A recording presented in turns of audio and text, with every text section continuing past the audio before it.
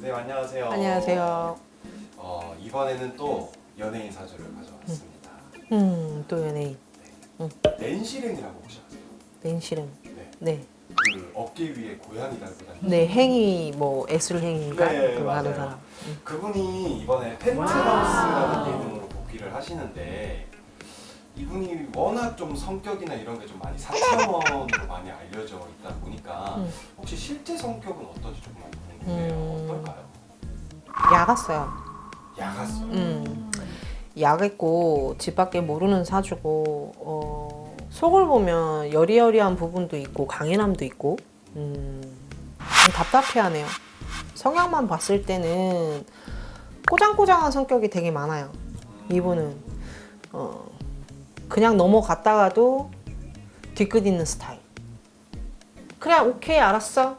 이렇게 얘기하고 뒤에 가서는 아이 꿍시렁꿍시렁 하는 스타일.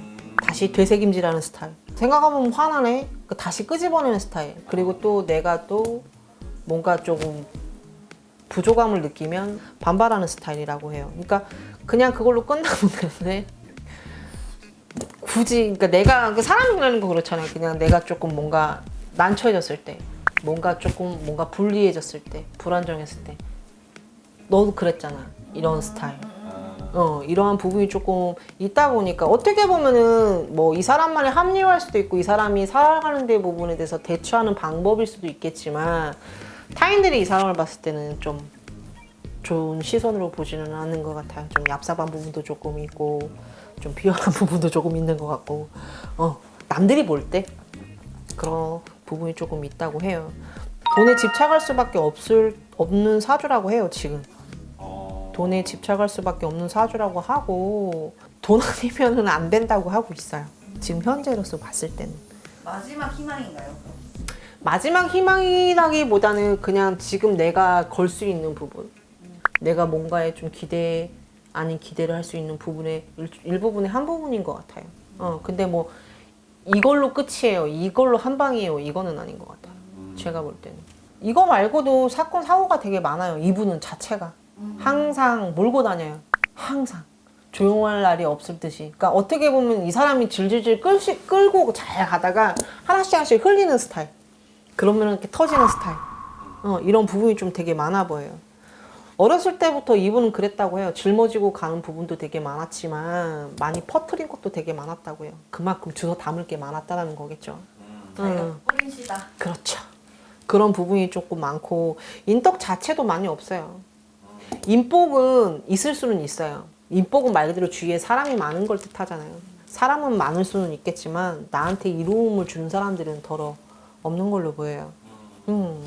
그리고 외로운 사주예요. 이 사람은 혼자서 살아가야 되는 사주이긴 한데 이 사람 자체는 혼자서 살아갈 수 없다라고 판단하고 사시는 분 같아요. 기댈 사람이 필요하다. 그렇죠. 그러니까 누군가의 의존이 좀 필요한 사람 같고 누군가한테 조금 도움이 필요한 사람 같기는 한데 내 마음처럼 그렇게 따라주는 분은 그렇게 없다고 해요. 현재상.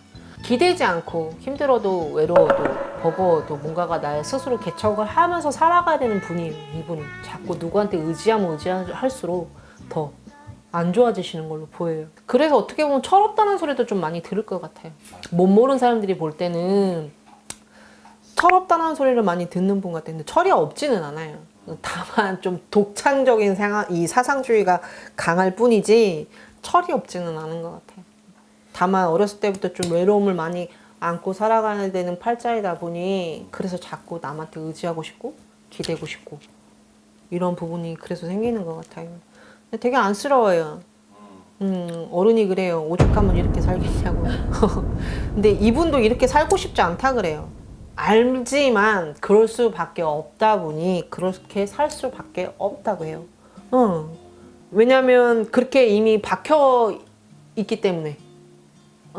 어떻게 그치 이렇게 그러니까 내 성향이 박혀 있는 게 아니라 남들한테 내가 그런 사람으로 벌써 이렇게 낙인이 되어 있기 때문에 그렇게 계속 살아갈 수밖에 없다고요. 왜? 지금 당장 내가 뭔가 변화를 줘도 특별함도 없고 뭔가 이렇게 해야지만 사람들이 나를 더 바라봐 주는 것 같고 보여지는 것도 더 많아지는 것 같고 이런 부분 때문에 이 부분을 쉽게 버릴 수는 없다고 해요.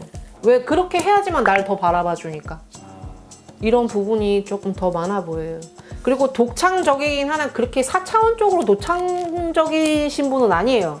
연예계 쪽으로 대체적으로 보면 굳이 내가 이렇게 이런 성격도 아니고 이런 스타일도 아니고 이렇게 살아가는 팔자가 아닌데 그렇게 또 살아갈 수밖에 없게끔 좀 변질돼 가는 것 같아요. 제가 볼 때는 왜 어떻게 보면 그것도 하나의 캐릭터잖아요. 나만의 캐릭터.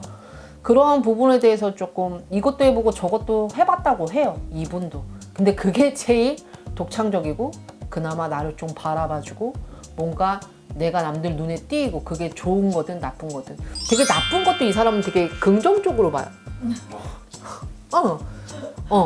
왜 어쨌든 나를 봐줬으니까 라는 이러한 부분이 있기 때문에 어쨌든 내가 뭔가가 튀인 부분이 있었으니까 눈에 띄어진 부분이 있었으니까 이렇게 좀 긍정적으로 생각하시는 분 같아요. 좋은 거네요. 응. 그래서 사람들이 잘못 보면 철이 없다라고 많이 볼 것 같아요. 그러니까 이 사람은 원체 독창적인 상상주의가 막 강하기 때문에 모든 게 그냥 그것 또한 긍정적인 것 같아. 그냥 한마디로 자기가 뿌린 거 자기가 거두는 관종? 그쵸? 그러니까 어렸을 때부터 뿌린 게 되게 많다 보니 자꾸. 그러니까 가다가 흘리고 이런 게 수습하느라 바빠요. 윤실행 씨가 올해로 46살이시더라고요. 은근히 나이를 많이 드셨어요. 근데 이분은 고생에 끝이 없어요. 아직도 많이 남았다고요. 그럼 이 뿌린 걸 줍는 거를 언제 멈추고 좀 편해지실까요? 뿌린 걸 다 주워 담아도 가다가 또 흘려요. 그래서 조용할 날이 없어요. 그러니까 어떻게 보면 허당끼가 많아서일 수도 있을 것 같아요. 그러니까 사람을 믿으면 안 되는데 믿는 부분 때문에 자꾸 배신도 있고 배반도 있고 이런 부분들도 되게 많아서 다만 이분이 안 흘리려면 내 것을 좀 안 흘리고 가려면 내가 외로워도 힘들어도 내가 그냥 그 자리에서 어떻게든 버텨내고 이겨내면은 그나마 괜찮은데 그거를 자꾸 쪼로로로 남한테 의지하려고 하거나 기대려고 하면 또 흘려요. 꼭 그렇게 정해져 버린 사람처럼.